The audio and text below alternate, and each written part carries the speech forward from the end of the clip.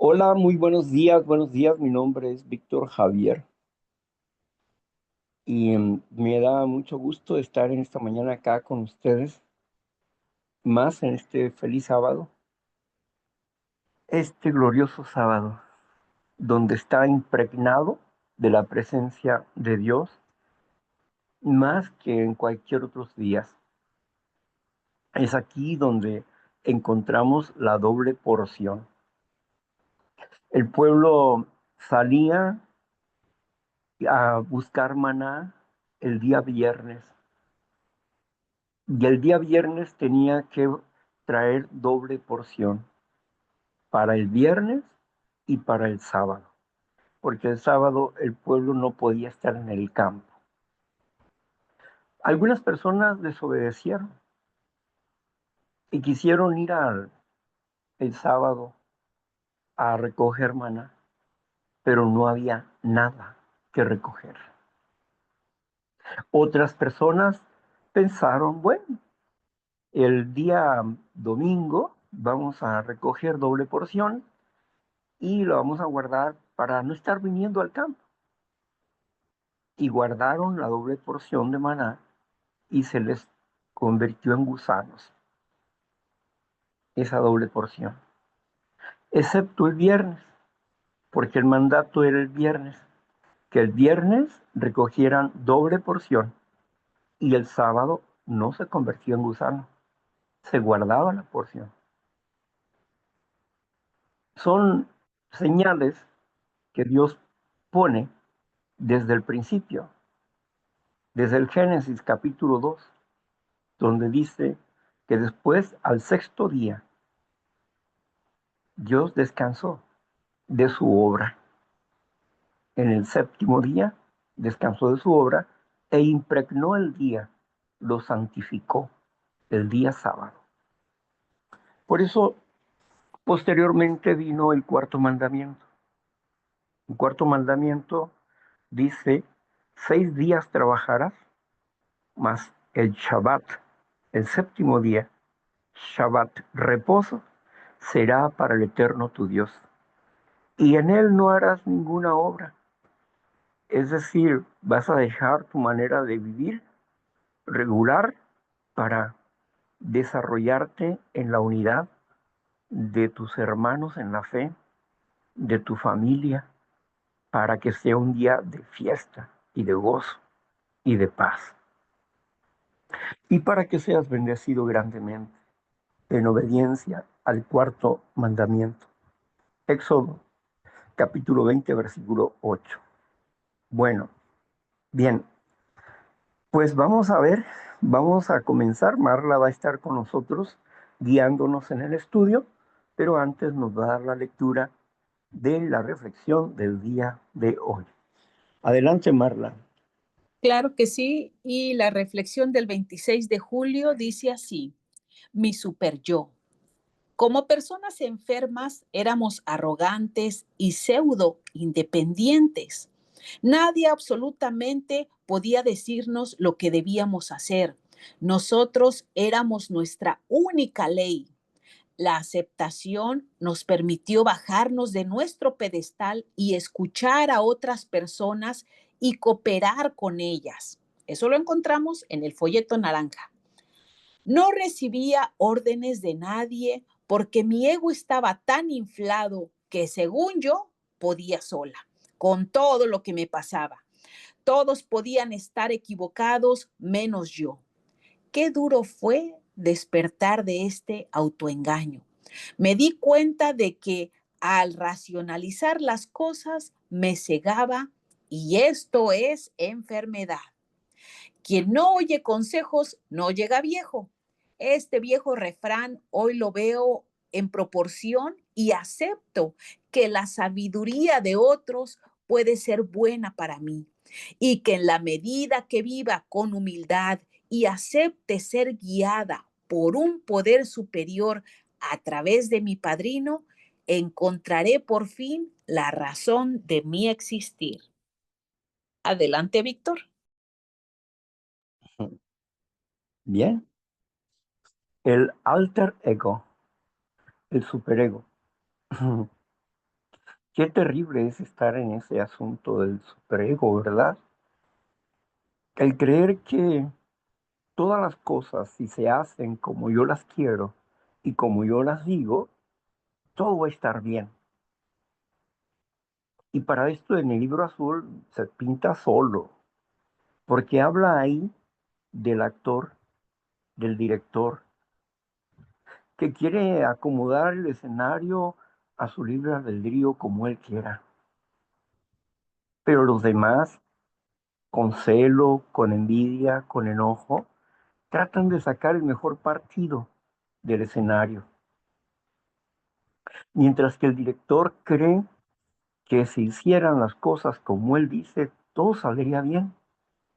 Pero el director puede ser bueno, amable, cariñoso, puede ser humilde, entregado, pero también puede ser enojón, puede ser agresivo, dominante, manipulador. Y pero como los seres humanos tenemos invariablemente virtudes y defectos, algunas veces el director del escenario tendrá que entender que en muchas ocasiones él es producto de esa confusión, que no solamente aquellos, sino que él mismo es producto de esa confusión. Esto significa naturalmente que el mito de la perfección debe estar fuera de nuestras vidas. No somos perfectos y necesitamos aprender a reconocer nuestras faltas delante de Dios, de nosotros mismos y de otras personas. Debemos entender que no podemos ser completamente independientes. Siempre necesitamos de otras personas, de una persona que nos guíe, que nos diga hacia dónde vamos. Las 12 tribus que estaban esclavizadas en Egipto necesitaron de un líder y Dios les proporcionó un líder a Moisés.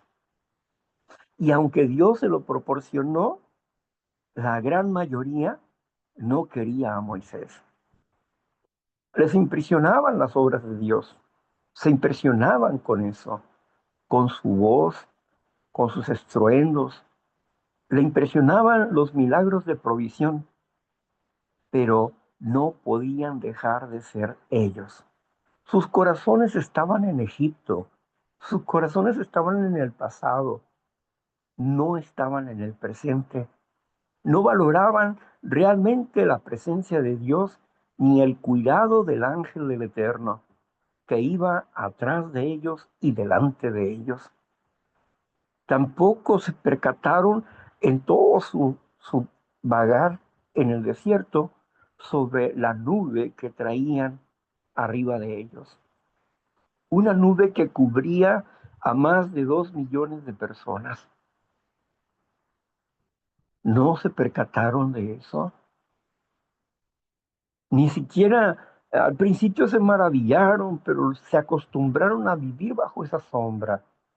Y por la noche aquella nube era una gran luz que podía ser vista a mucha distancia, como si fuese de día.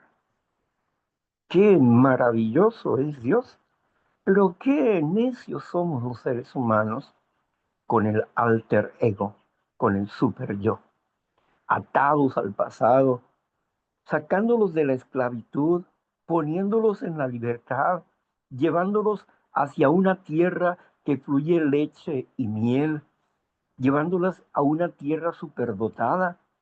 Aún así, ellos en sus necios corazones no podían tener fe en el Creador.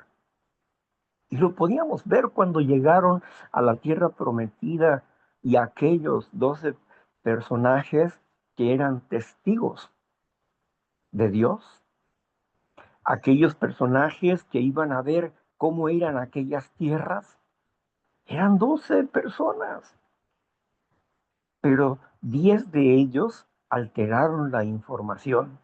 No, en esas tierras viven gigantes, nos van a destruir a todos, no podemos contra ellos. mientras que dos personas fueron testigos verdaderos, Josué y Caleb. Y ellos dijeron, Dios está con nosotros y podemos vencer porque Dios está con nosotros. Esos gigantes no son nada delante de Dios. Él ha prometido darnos la victoria. Las cosas no son como ellos dicen. Las cosas es que no vamos a luchar por nosotros mismos, sino que Dios nos va a dar la victoria. El Las personas les creyeron a los 10 falsos testigos, a los que tenían temor, miedo, a los que no confiaban en Dios. Y por eso tuvieron que vagar en el desierto. Y toda la generación que salió de Egipto murió. 40 años en el desierto para que entrara una nueva generación. ¿Y quiénes entraron a la tierra prometida? Caleb y Josué. Estos testigos fieles de Dios entraron a la tierra prometida. ¿Y qué dice Caleb? Dame ese monte, dame ese monte. ¿Por qué? Porque vamos a sacar a esos gigantes de ahí, porque Dios nos ha dado esa tierra. Cuando nosotros dejamos de ser yo o creer que soy yo y entender que el que tiene la inspiración, el conocimiento, el saber, el poder, la gloria y la honra es Dios. Y que nosotros solamente somos instrumentos falibles de carne y hueso. Pero Dios no es falible. Dios no se equivoca, Dios no falla. Cuando ponemos nuestra fe en Dios, Él es nuestro alter ego. Dios es nuestro super yo, que no está en mí, sino que proviene de Él. Y ese super yo es con un amor propio y con una claridad de acción donde no se envanece por la victoria. No se envanece por la victoria. Qué triste es creer como Caleb. Caleb tuvo él una experiencia formidable de hablar con el ángel de Dios. Y Caleb luchó contra la idolatría, derribando las imágenes de Ásera que estaba en la casa de su padre. Y el pueblo se le fue encima por eso. Pero era necesario derribar a los ídolos para que prosperaran, para que los enemigos fueran vencidos. Pero Caleb dudó Caleb. Caleb le dijo a Débora que tenía que ir a la lucha. Y entonces Caleb dijo, si tú no vienes conmigo, no voy a ir a la lucha. Pero Débora le dijo, si yo voy contigo, la victoria será para mí. Pues no le hace. Vamos. Y entonces Débora fue a la lucha con Caleb y Dios le dio la batalla. Y la victoria fue para Débora porque a él le faltó fe. Cuando él llegó y dijo, Señor, si llego para allá a casa con vida, yo te voy a dar en sacrificio a la primera persona que salga de allá. ¿Y quién salió corriendo a recibirlo? Su única hija. Salió corriendo a recibirlo. Y él se rasgó la ropa y lloró. Dios no le había pedido, nunca le había pedido eso.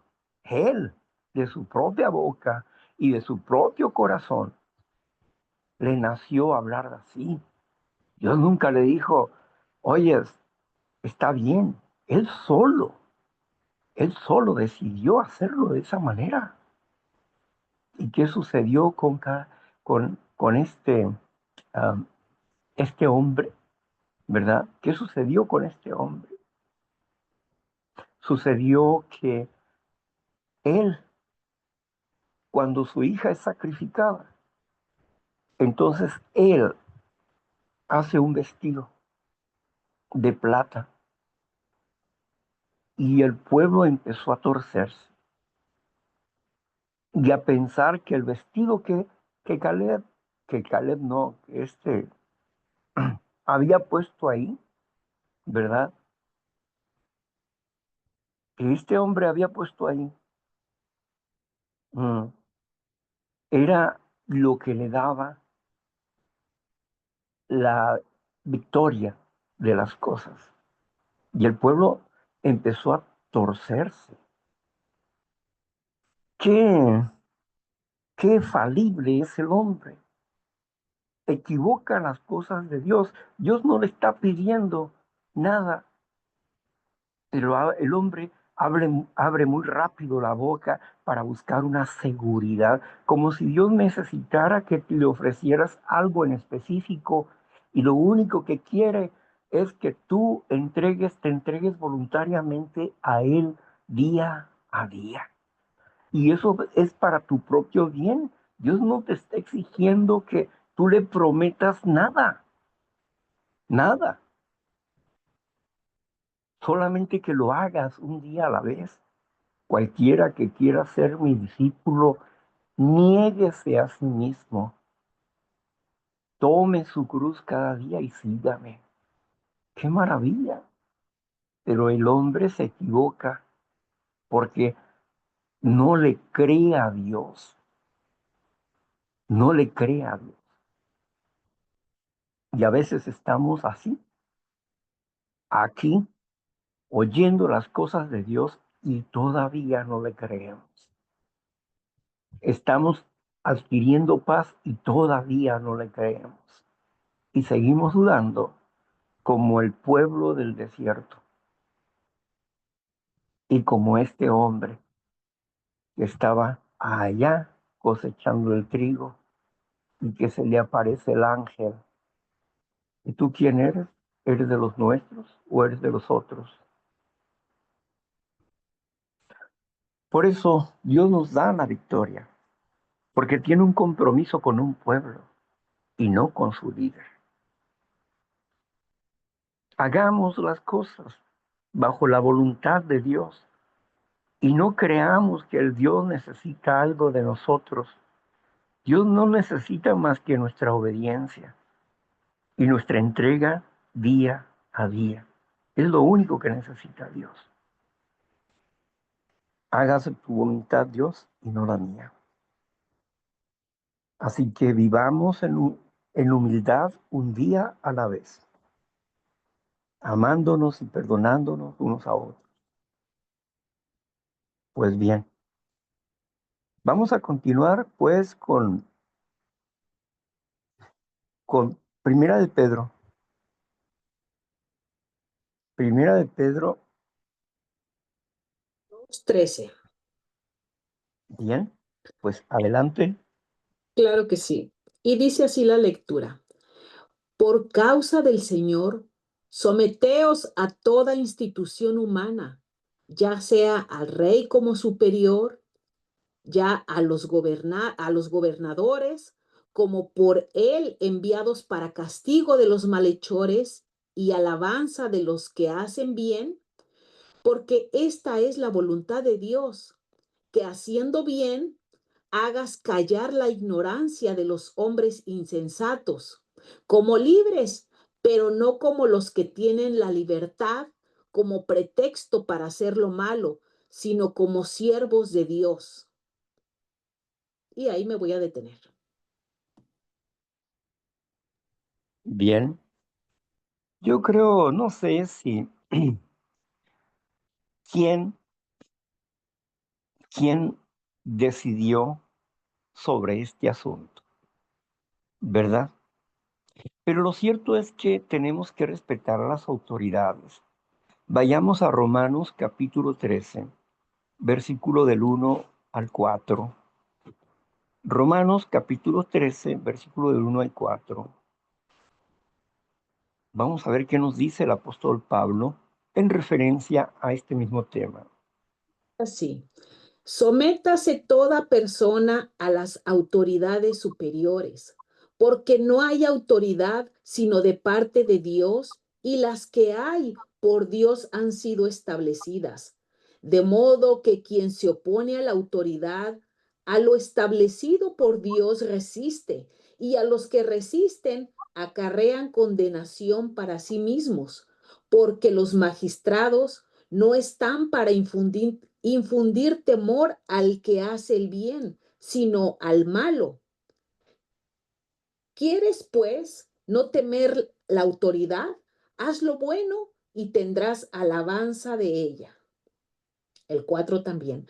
Porque es servidor de Dios para tu bien, pero si haces lo malo, teme, porque no en vano llega la espada, pues es servidor de Dios, vengador para castigar al que hace lo malo. Amén. Amén. Entonces, ¿qué nos están diciendo el apóstol Pedro y el apóstol Pablo aquí? Nos están diciendo que nos sometamos a la justicia, que hagamos lo bueno delante de Dios. Pero Pedro nos enseña una lección interesante en el libro de los Hechos. Cuando ellos son tomados y son azotados, y entonces el sumo sacerdote Gamaliel les dice, es mejor que ustedes suelten a estos hombres. No vaya a ser que sin darnos cuenta estemos peleando contra Dios. Porque si estas acciones provienen de los hombres, desaparecerá. Pero si es de Dios, esa obra permanecerá. Y aquellos hombres fueron azotados y les dijeron que no predicaran más en el nombre de Jesucristo. Sin embargo, Pedro les dijo, ¿a quién es necesario obedecer primero? ¿Al hombre o a Dios? No hubo respuesta de parte de aquellos religiosos. No hubo respuesta. Fueron puestos en la calle y ellos iban contentos por haber sufrido en el nombre del Señor Jesucristo y siguieron predicando a Jesucristo y las buenas noticias del reino de Dios. Esto significa que la alabanza que recibió del cielo era mayor. La autoridad de Dios estaba ahí. Y la autoridad de los hombres que estaba contra la voluntad de Dios, ellos no la obedecieron. Los apóstoles no la obedecieron. Cuando la autoridad está en contra de las acciones de Dios, no tengo por qué sujetarme a ellas. ¿Por qué? Porque Dios me dice que no haga determinadas cosas y no tengo que hacerlo, aunque el gobierno quiera someterme a una acción de esas. Entonces es cuando decimos, preferimos morir en Cristo Jesús, porque no nos vamos a someter a la autoridad cuando ésta está en contra del Dios Altísimo. Nos sometemos a ella cuando es en cuestiones de justicia, nos sometemos a ella, pero en otras cuestiones no. No vamos a parar de hablar del nombre del Señor Jesús y del proyecto de vida del Señor Jesús, porque no les parece a algunos cuantos o a algunos muchos. No, seguiremos adelante con la obra del Señor hasta el final, pero siempre, siempre respetando a las autoridades de este mundo, porque Dios ha permitido que el enemigo sea el gobernante de este mundo, porque así fue desde el principio.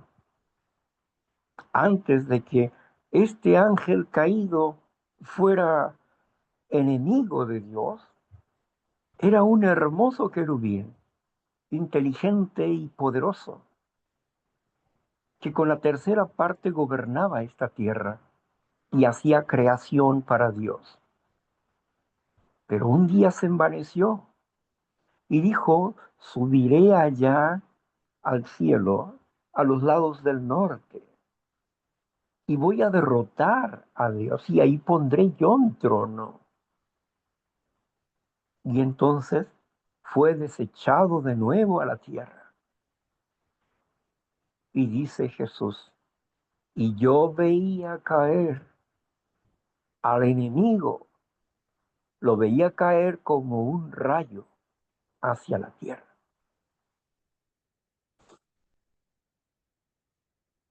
Nosotros deseamos cumplir la justicia, cumplir el mandato de Dios, pero debemos de entender hasta dónde es el mandato de Dios y dónde yo no voy a obedecer. A la injusticia de esta tierra, hasta dónde llega el mandato de Dios. Así que nosotros nos vamos a sujetar a la ley y al testimonio. A la ley y al testimonio, el que no haga conforme la ley y el testimonio es que todavía no le ha amanecido. Aún no ha salido el lucero de la mañana en sus corazones. Tenemos que andar conforme la ley y el testimonio, día a día, para la honra y la gloria de Dios. Por eso el consejo de Pedro, como el consejo de Pablo, es importante. Pablo se resistió a los religiosos de su tiempo. Para ellos era un traidor. Y tenían que matarlo. ¿Por qué? Porque para ellos era un traidor. Se había convertido y muchos creían en el Evangelio de Jesucristo, pero muchos no creían. Por eso 40 hombres se pusieron en ayunos para matar al apóstol Pablo. Y un sobrino del apóstol Pablo vino corriendo y le contó lo que estaban haciendo, que cuando trataran de llevárselo a Roma, iban a venir sobre ellos estos religiosos sicarios para matarlos. Entonces Pablo le dice, ve y dile al centurión lo que está por ocurrir. Y entonces el centurión agarró a sus hombres, protegió al apóstol. Cuando fue a hablar con el apóstol, le dijo, ¿y tú qué? ¿Qué eres judío también? Soy romano. Pero ¿cómo conseguiste esa ciudadanía? Porque a mí me costó mucho dinero conseguirla. No, yo soy romano de nacimiento. ¿Por qué decía Pablo que era romano de nacimiento? Porque su padre era parte del Sanedrín, era parte del gobierno judío de ese tiempo. Y él nació como parte de una familia romana. ¿Por qué? Porque los gobernantes tenían doble ciudadanía, judíos y romanos, para poder gobernar. Y Pablo había heredado eso precisamente. Era parte de ese gobierno, pero ahora ya no era parte de ese gobierno. Por eso él apeló al César para, para huir de la mano de sus enemigos que querían matarlo, de aquellos que decían amar a Dios. Ahora para ellos Pablo era un traidor. Ya no era el héroe, era un traidor. Había dejado de ser un asesino, el apóstol Pablo, y un rebelde en contra de Jesucristo para convertirse al cristianismo. Y este hombre que Dios lo levantó, Él, en sus viajes misioneros, él es el que levantó las iglesias más fuertes en cuestiones de aquellos que no eran judíos. ¿Sí? Qué interesante lo que hace Dios. Los 12 apóstoles, que eran parte del pueblo, ellos le predicarían a las 12 tribus. Pero el apóstol Pablo, que entendía y conocía la palabra de Dios y que era un maestro de la ley, era el maestro para los gentiles. Qué interesante.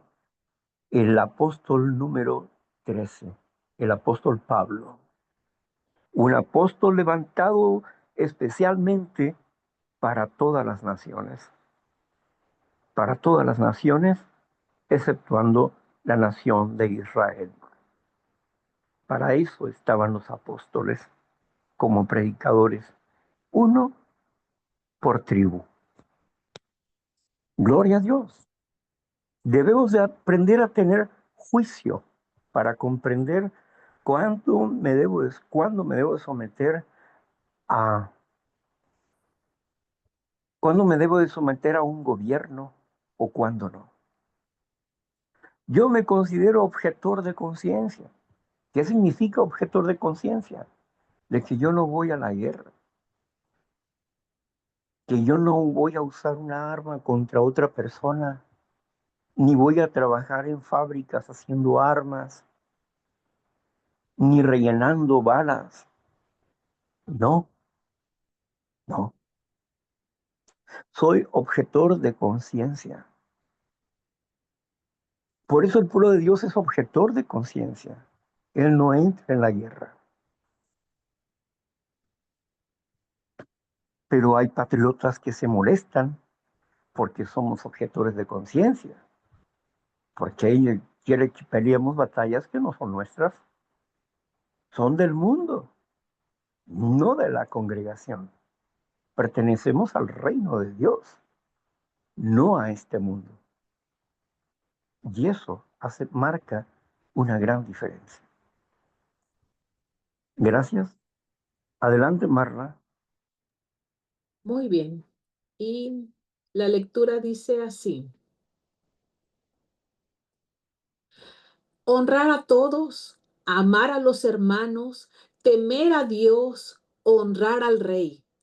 Criados, estar sujetos con todo respeto a sus amos, no solamente a los buenos y afables, sino también a los difíciles de soportar, porque esto merece aprobación. Si alguno a causa de la conciencia delante de Dios sufre molestias padeciendo injustamente, pues qué gloria es si pecando eres abofetado y lo soportas, más si haciendo lo bueno sufres y lo soportas, esto ciertamente es aprobado delante de Dios.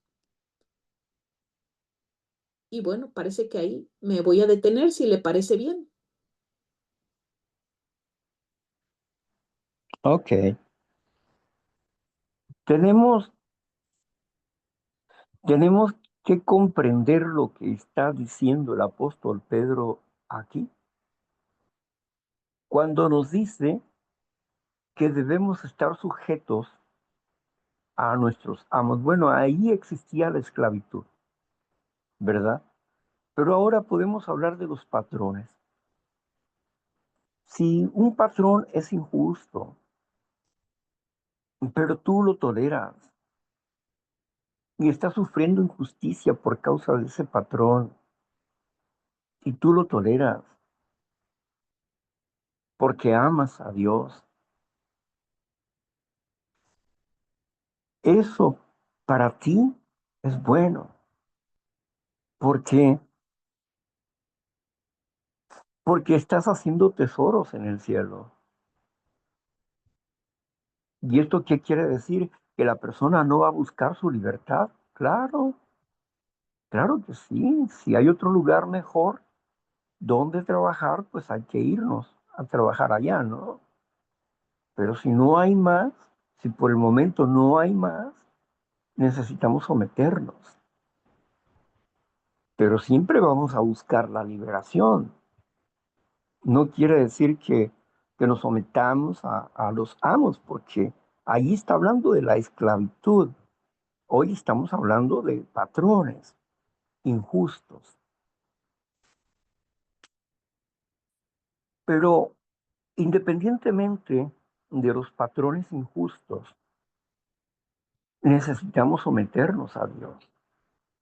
¿En qué sentido? El Señor Jesús nos enseñó en el Sermón del Monte, nos enseñó que cuando por causa de Él, de su nombre, nos persigan, nos ultrajan, diciendo mentiras de nosotros, Él nos enseñó que nosotros debemos de cantar alabanzas, que debemos de estar contentos por la injusticia que estamos sufriendo en el nombre de Cristo, porque nuestro premio es grande en los cielos. Pero si sufrimos por causa de que nosotros robamos, mentimos, estafamos, entonces, ¿qué caso tiene eso? Es algo que merezco, ¿no? Si robo, si miento, si estafo, pues es algo que merezco. Ahí no hay gracia. Pero si soy inocente y sufro, entonces eso Dios lo toma en cuenta. Dios toma en cuenta la injusticia que el mundo hace con nosotros. Por eso va a venir el tiempo de la venganza, donde el mundo va a tener que sufrir por causa del daño que le ha hecho a los hijos de Dios.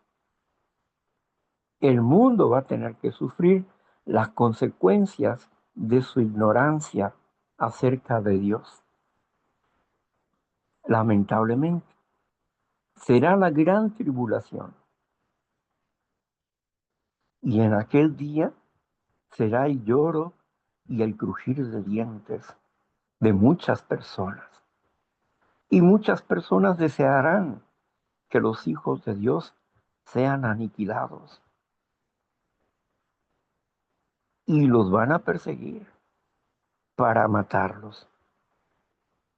Pero Dios guardará en un refugio a los elegidos de Dios. Y ellos estarán intercediendo por sus hermanos que estarán predicando a la luz del mundo. Sí, todo el mundo va a estar escuchando y viendo su predicación. Y todo el mundo va a escuchar sus profecías. Y donde ellos digan, ahí temblará, ahí temblará. Y donde digan ellos, caerá granizo en tal parte, granizo de un kilo el granizo, así va a caer y caerá. Y donde ellos digan, caerá fuego del cielo, caerá fuego del cielo. Así que ellos estarán predicando las copas que serán derramadas en la tierra, las 7 copas de la ira de Dios. Por eso dice que anteriormente nosotros éramos hijos de la ira. Vaya, ¿por qué? Porque no obedecíamos a Dios y estábamos provocando enojo a Dios contra nosotros por nuestro mal pensamiento y nuestro mal comportamiento, por nuestra ignorancia. Pero cuando pasamos de muerte a vida, ahora buscamos ser obedientes y no queremos vivir la ira de Dios, el tiempo de la venganza de Dios, como hizo con Egipto. ¿Por qué Egipto? fue puesto con esas 10 plagas. ¿Por qué? ¿Por qué se endureció el corazón del faraón? ¿Por qué?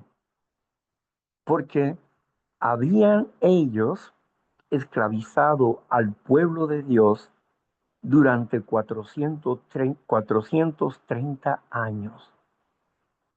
En los primeros años, cuando vivía José, todo estaba bien. Pero cuando se levantó otro faraón que no conoció a José, entonces empezaron a esclavizar a los israelitas porque los hijos de los israelitas eran más robustos, eran más sanos, más fuertes y se volvían mucho más que los egipcios. Se multiplicaban más que los egipcios. Y por eso empezaron a querer que los niños no nacieran, que a las niñas las dejaran, sí, pero los niños no. Así Moisés fue puesto en una canasta, en una estrategia de su mamá, porque eran servidoras de la princesa, la hija de Faraón. Entonces, ¿por qué Dios preparó todo esto para liberar al pueblo de Dios? ¿Y por qué preparó estas 10 plagas? Preparó uno por venganza, porque habían lastimado al pueblo de Dios. Segundo, preparó esto Dios para darle a conocer a Faraón que él no era Dios, que el verdadero Dios estaba de parte de este pueblo. Y con esas maravillas sobrenaturales, Dios extrajo al pueblo de ahí. Con la muerte del primogénito, la muerte del primogénito que marcaba la Pascua, el sacrificio de Jesús, el sacrificio del Mesías, estaba en la última plaga, la señal del Mesías, la liberación espiritual del pueblo de Dios. Dios, todas las cosas que hace Dios tienen un objetivo. Todas las cosas que hace Dios son figuras de lo que ha de venir. Todas las cosas que hace Dios enmarcan una verdad inmutable, es decir, que no cambia. Dios dijo y le dio esa profecía a Abraham, porque Abraham tuvo la visión. Él vio a su pueblo y él vio a Jesucristo. Jesucristo atestigua, dice, y Abraham vio mi día y se alegró. Y entonces los demás le reclamaron y dijeron, no tienes 50 años y cómo dices que tú viste que Abraham vio tu día.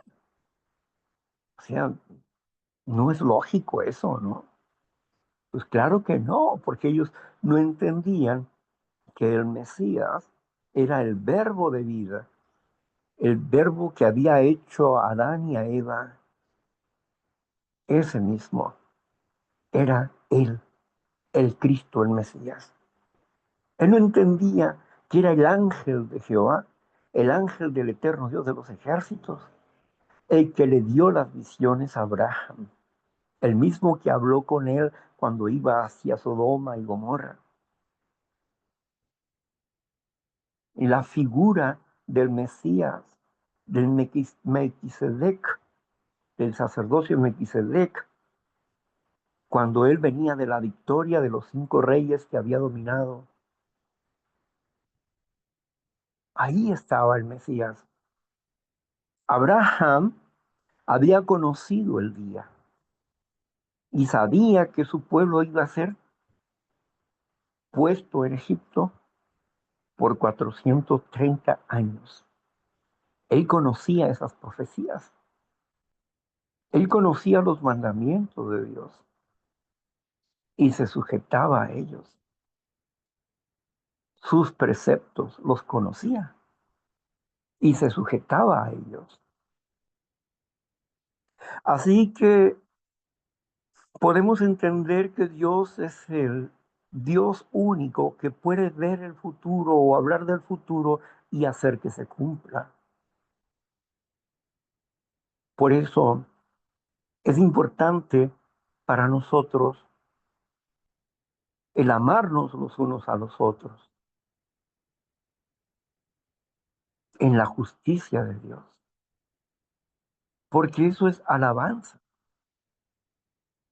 y que nosotros debemos de estar gozosos cuando nos encontremos en diversas tribulaciones y pruebas, pero que esas tribulaciones y esas pruebas no sea porque nosotros cometimos errores contra una persona o contra la otra persona, sino cuando ellas, de sus corazones no convertidos, de sus corazones envidiosos, codiciosos, avariciosos, piensan mal de nosotros y hablan mal de nosotros, porque no conocen al Dios que amamos. El mundo no me conoce, por eso no los conoce a ustedes. Y el mundo los aborrecerá como a mí me ha aborrecido.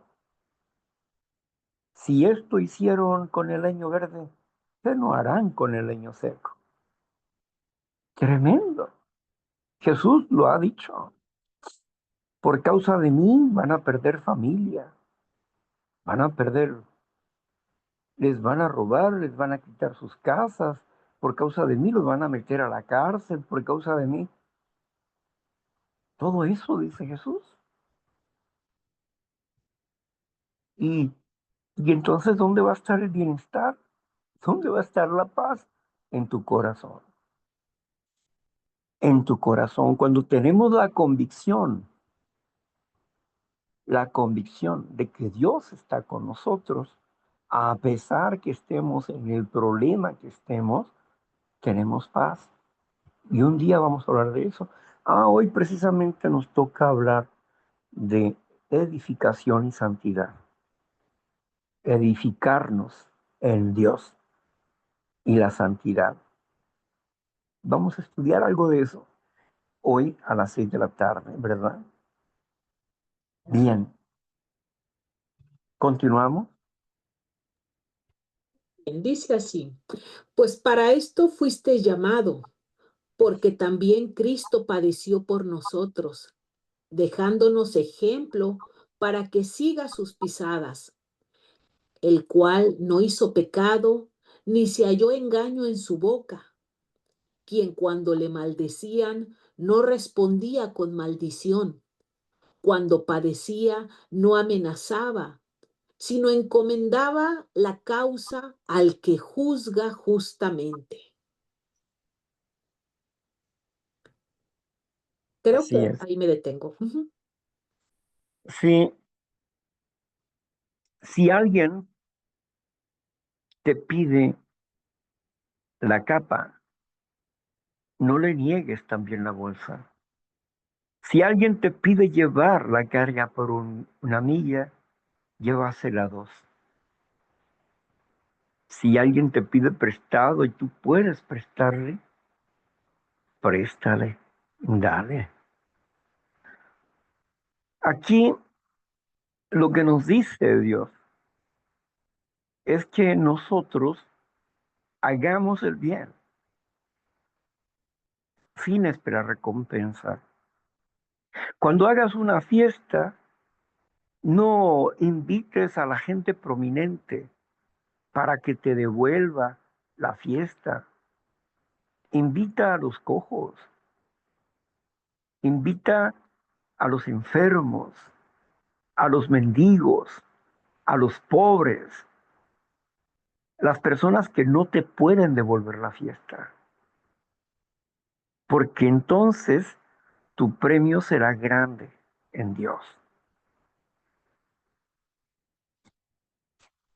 ¿Qué caso tiene invitar a las personas para que nos den regalos o para esto, no? Dios dice que debemos de dar sin esperar que nos regresen las cosas, porque Él pagará por todos ellos. Dale al pobre, dale al mendigo, dale al necesitado y no le cobres, no le cobres. Por eso, cada día debemos darnos cuenta de que la humildad no es cuestión de palabras, sino de acciones claras y específicas que Dios nos da, que Dios nos comparte. ¿Cuánto dinero traía Jesús? Estaba platicando con Pedro cuando llegaron a cobrarle el impuesto de la fiesta y le preguntó a Pedro, ¿quiénes tienen el derecho de pagar? ¿Los hijos o los extranjeros? Los extranjeros, dijo Pedro. Está bien, pero vamos a pagar lo que nos piden. Ve a pescar, saca un pez, ábrelo y ahí está la moneda que vas a traer para que pagues por ti y por mí. Jesús estaba diciendo, estos hombres son injustos porque nos están cobrando un impuesto que no deben de cobrarnos.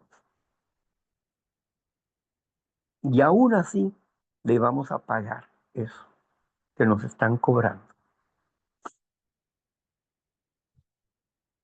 Jesús no traía dinero.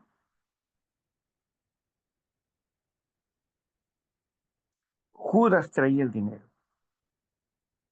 y era un ladrón.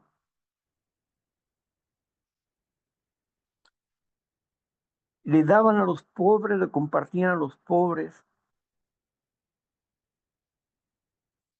pero siempre había seguidores con ellos, personas que les apoyaban. Jesús andaba de casa en casa. Vemos cómo cuando iba caminando hacia Jericó, un hombre chaparrito que era uno de los directores de los cobradores de impuestos, un administrador de los cobradores de impuestos, él viene y se sube a un árbol sicómoro, es un árbol negro, y se sube porque quería conocer a Jesús. Zaqueo era su nombre. Y cuando pasa por ahí, Jesús, cuando llega al sicómoro, le dice, hey, Zaqueo, baja de ahí, porque a tu casa voy a ir. Y Zaqueo se fue corriendo a su casa para preparar la fiesta, para preparar el banquete, porque Jesús iba a estar allá. ¿Cuánto le aportó Jesús? Solamente le hizo el llamamiento y él lo aceptó. Y él preparó toda su elegante casa para que todo el pueblo comiera. Hizo una fiesta popular en la cual iba a estar el Señor Jesús.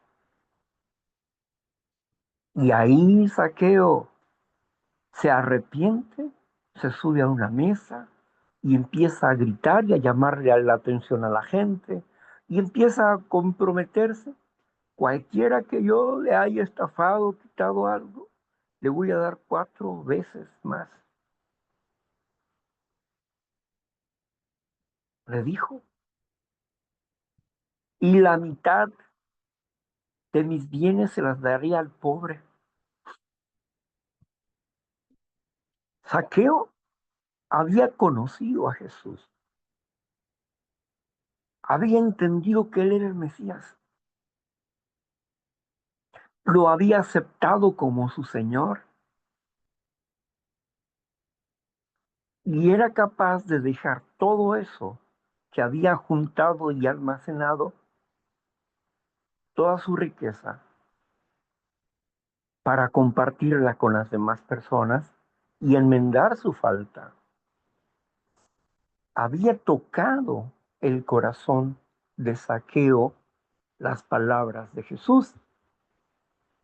¿Cuántas veces habría escuchado de las historias acerca de Jesús? Cuando Jesús llegaba a un lugar, ellos ya sabían lo que era el reino de Dios, lo que predicaba Jesús, porque tenían sus espías. Por eso Zaqueo estaba contento de que Jesús estuviera en su casa. Y Jesús les dijo, vino Juan, el Bautista, que no comía ni bebía vino, y dijeron de él que estaba loco. Vino pues el Hijo del Hombre, y dicen de él que es un comilón y un borracho.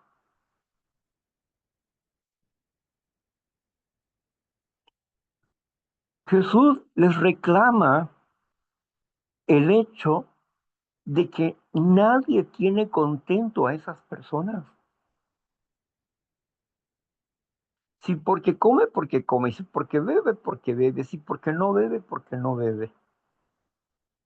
Y si no come, porque no come. Nadie tiene contento a esas personas.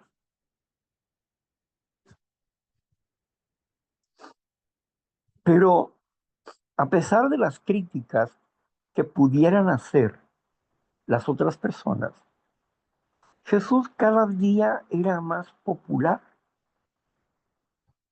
y el pueblo lo amaba en ese momento de su popularidad. Pero llegó el momento en que su popularidad decayó por las propias palabras de Jesús. ¿Por qué? Porque Jesús empezó a confrontarlos a ellos también sobre sus actitudes. Y muchos se molestaron. Y entonces es cuando dice Pedro, ¡hey, mira, todo el pueblo se va! ¡Qué dura palabra es esa! ¿Quién la va a escuchar? Así que a Jesús no le importaba la popularidad, le importaba la sinceridad del corazón humano. Eso es lo que le importaba. Hacer la voluntad del Padre es lo que le importaba. Por eso nosotros no buscamos la popularidad, porque pudiéramos ser buenos payasos y ser populares, pero no somos eso. No somos entretenedores de la gente. Queremos ser parte de la solución para sus vidas en base al amor y la gracia del Señor Jesús en nuestros corazones. Por eso es que estamos aquí, no para ser populares, sino para ayudar que la gente crezca en calidad. Nos interesa ayudar a la gente que crezca en calidad espiritual, una, una fe de calidad. Eso es lo que queremos, no ser populares. No queremos tener el mundo con nosotros, porque Jesús llamó a su congregación manada pequeña. La manada pequeña, mi manada pequeña. Así es que debemos aprender a desarrollar el amor que Dios tiene en nosotros para que las buenas obras sean manifiestas en nuestras vidas a través de dar sin exigir, a través de amar sin esperar ser amado.